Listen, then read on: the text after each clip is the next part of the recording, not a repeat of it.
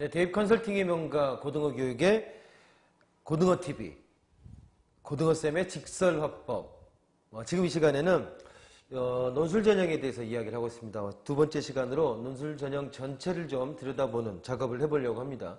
논술 전형 같은 경우 몇 가지 오해들이 많이 쌓여 있습니다. 첫째는 언론에서 말하는 것에 따르면 굉장히 많이 줄고 있다. 영향력 자체도 줄고 있고 모집 인원도 줄고 있다. 이렇게 얘기하지만 그건 분명히 말이 안 되는 얘기입니다. 숫자가 좀 줄어든 거는 분명합니다. 하지만 다른 걸 따져보면 논술의 영향력이라고 하는 것이 절대 줄어들지 않았다라는 것은 분명한 사실입니다. 첫 번째 들 수 있는 게 뭐냐면 중상위권 대학들은 모집 인원의 많은 부분이 논술 전형을 통해서 선발한다라고 하는 겁니다. 그렇기 때문에 논술이 줄어들었다라고 생각하는 것은 괜히 이상한 바람만 일으키는 그런 것이라고 생각할 수 있습니다. 그리고 실제로 따져보면은 논술 모집 인원은 전체 모집 인원 4.2%지만 서울의 상위권 대학은 전체 다 모두 다 논술 전형을 실시하고 있고 수도권 대학을 보면은 상위 15개 대학 정도는 모집 인원의 21.7%를 논술로 모집하고 있다는 것입니다. 그러니까 숫자상으로 봐도 이게 논술을 빼고서 상위권 대학을 진학하려고 생각한다라고 하는 것은 그리 쉬운 일이 아니다라는 걸 알 수 있습니다. 또 하나 따져볼 건 뭐가 있냐면요. 고등어 교육이 지금까지 쭉 계속해서 얘기해왔던 모토가 있습니다. 어떤 게 있냐면 정시는 기본이고 수시는 필수다. 이렇게 얘기를 해왔습니다. 실제로 정시라고 하는 것은 이제 굉장히 변별력이 많이 떨어져 버렸죠. 만약에 수시를 포기하고 정시만 쭉 간다라고 하면 실제 정시에 가게 되면 두 가지 벽에 부딪히게 됩니다. 첫 번째, 정시를 가면 인원이 너무 적다라는 겁니다. 통계 숫자로 봐도 수시가 70%에다가 정시가 30%인데 그럼 모집 인원 자체가 적을 수밖에 없다라는 겁니다. 또 두 번째가 뭐냐면 정시, 즉 수능 점수를 가지고 이제 정시를 지원하려고 하면 여러분 다 아시는 대로 수능이 물수능이어서 점수의 변별력이 없더라라는 겁니다. 최근 몇 년 동안 계속 그러지 않았습니까? 영어 같은 경우에는 한 문제만 틀려도 2등급이 돼버렸고 국어도 그런 적이 있고 다른 과목도 그렇게 큰 변별력이 없더라라는 겁니다. 물론 2등급, 3등급 다 있지만 상위권으로만 조금만 올라가면 거기에 있는 학생들의 성적이라고 하는 것이 정말 0점 몇 이렇게 따져봐야 할 정도로 거의 차이가 나지 않는다라는 겁니다. 그러면 결국 논술이 로또가 아니라 정시가 로또일 수밖에 없는 그런 상황이 현재도 이루어지고 있더라라는 겁니다. 그렇기 때문에 논술 전형은 반드시 중상위권 대학, 특히 서울에 있는 대학을 가려고 한다면 논술 전형은 반드시 준비해야 된다라는 겁니다. 근데 준비를 해야 되는데 지금까지 논술을 준비하는 것은 사실은 굉장히 쉽지 않은 일이었습니다. 하지만 작년하고 올해를 본다면은 어느 정도 이제 논술 문제의 출제 범위라고 하는 것이 예전처럼 정말 널뛰기를 해서 고등학교 교과 과정 밖에 문제들이 불쑥 튀어나오거나 이런 것들이 굉장히 확률이 줄어들었다라는 겁니다.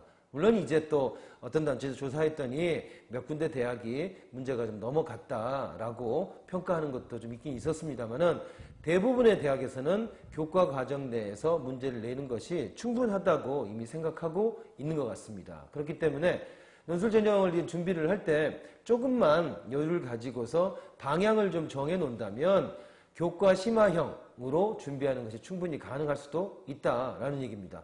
이 얘기는 사실 고등학교 1학년, 2학년들이 들어야죠. 그러면 내가 앞으로 중상위권, 상위권 대학을 가려고 하고 있으니 수학, 이과 같은 경우는 특히나 수학을 좀 더 심화해보자. 그리고 과학 과목도 내가 잘하는 과목들 같은 경우는 전략 과목을 정해서 좀 논술적인, 그러니까 말하자면 서술형이 좀 들어가는 이런 방식으로 좀 풀어보자. 이것도 심화형이죠. 그러니까 이렇게 생각해 볼 필요가 있다는 겁니다. 문과 같은 경우는 약간 다르죠. 글쓰기가 들어가기 때문에 조금 더 들어가야 될 필요가 있습니다. 그래서 보통의 경우에 고3 같은 경우에 수시 논술을 만약에 준비한다라고 하면 문과 같은 경우는 2학년 겨울방학, 즉 3학년 올라갈 때부터 살살 관심을 가져가지고 그때부터 일주일에 한 문제 정도, 한 세트 정도를 풀어보는 이런 작업들이 좀 필요하다고 보통 얘기하고 이과 같은 경우는 수학 진도가 끝날 때쯤 여름방학 때 자, 논술 전형을 갈 거면 거기에 집중해가지고 논술 전형에다가 투자를 하는 것. 이것이 방법이다라고 보통 통상적으로 이렇게 얘기를 합니다. 즉, 논술이라고 하는 것은 결국 상위권 대학을 가기 위해서 필수다. 그러나 준비가 필요하다. 그 준비는 이제는 조금 더 관심을 갖는다면은 통합 교과형으로, 교과 심화형으로 공부를 함으로써 준비를 동시에 병행할 수 있다. 이것이 현재까지는 이제 어느 정도는 논술에 대해서 정리된 이야기라고 할 수 있겠습니다.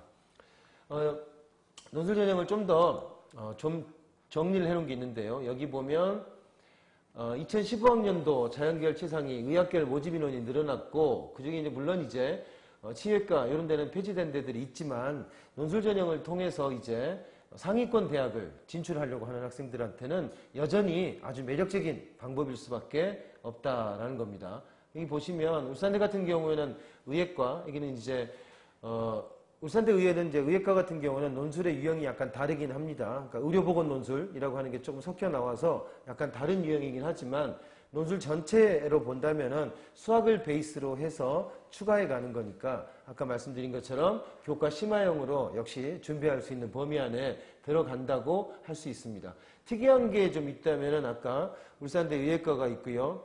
그 다음에 한양대 같은 경우에는 사회기업 배려 이 부분에 유일하게 한양대 에리카가 논술 전형을 실시하고 있습니다. 그 다음에 이제 논술 전형이 또 하나 중요하게 생각해야 되는 것들은 이제 최저학력 기준이라고 하는 거죠.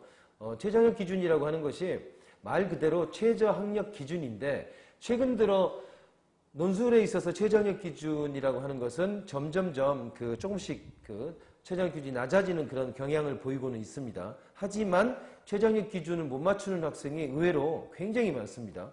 그렇기 때문에 다시 한번 논술은 중요하다. 그러나 첫 번째 생각해야 되는 것은 정시를 기본으로 생각하고 수시를 필수로 하자. 그리고 상위권은 반드시 논술을 준비해야 된다. 이 정도가 잠정적인 결론이라고 할 수 있습니다.